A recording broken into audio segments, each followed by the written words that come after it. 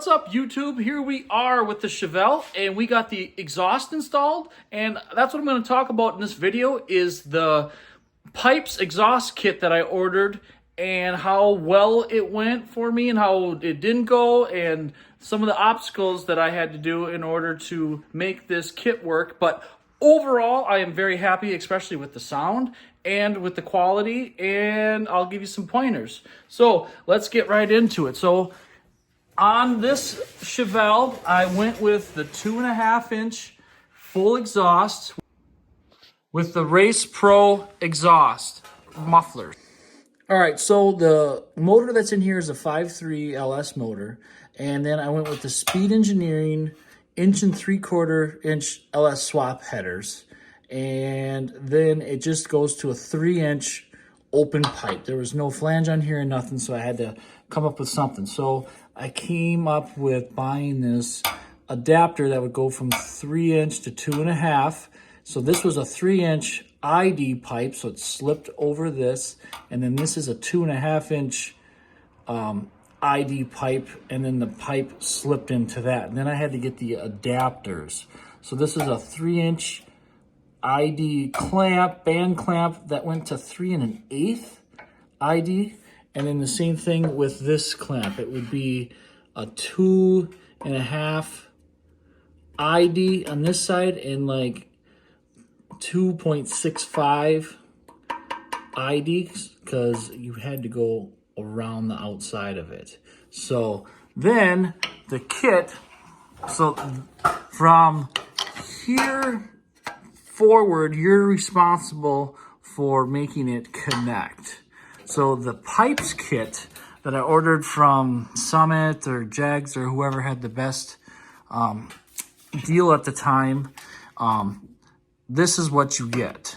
So it starts here and it goes all the way. It comes with the next pipe, okay? And then it goes to 2 mufflers. And then it came with this 2 hangers for the muffler, and then the up and out of the pipe. And this was the most trouble spot that I had, was getting it to line up, because you see how tight it is. But when the suspension's loaded, I can get my finger, if not a finger and a half between that. After the suspension compresses, it actually goes away from it. So, but it was, this was the trickiest spot, was to get these to line up, which this one still hangs a little bit lower than this one. But I'm gonna probably get some tips and we can make up the difference for that. But, or if I play around with it a little bit more, I might be able to get it. And it also came with this exhaust hanger right there too, which just bolts up. The instructions are kind of chintzy, but after you read them a couple times, it makes a little more sense. The hardest thing I had was getting this exhaust or muffler clamp in the right position and how it went. And this is what I ended up with was, let's see, let me get you a better picture here. So let's see, where are we? Right there.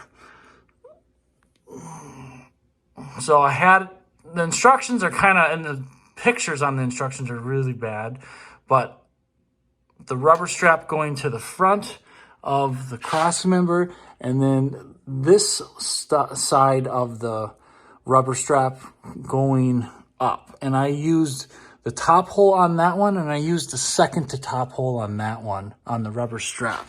Same thing goes for this side. They're kind of angled like that, but that's just where they ended up falling into place. And there was already a factory hole for that bolt and a factory hole for that bolt right there.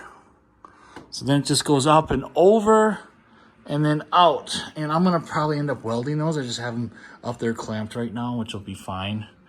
But I did have to reroute my brake line to the center here.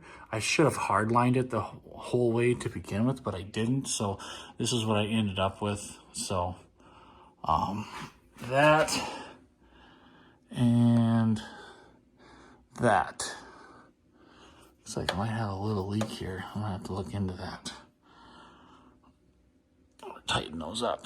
So, but I had the X pipe all the way almost touching, and then I slacked it down a little bit because as the suspension's unloaded, it'll never go lower than this. So it only gets more clearance inside of there.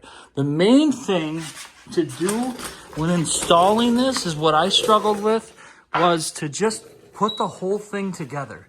So already have the plan for your headers laid out, because I was trying to fit all this stuff and brace it in the middle and like hold it here and twist it here and trying to get these mufflers correct, and then trying to get those tailpipes up and over the axle, and everything just wasn't lining up, and I would move it and then everything would just fall apart. So what I learned to do best is to just get all the piping inserted. Don't clamp this stuff tight, because once you clamp this stuff, it's hard to get it apart.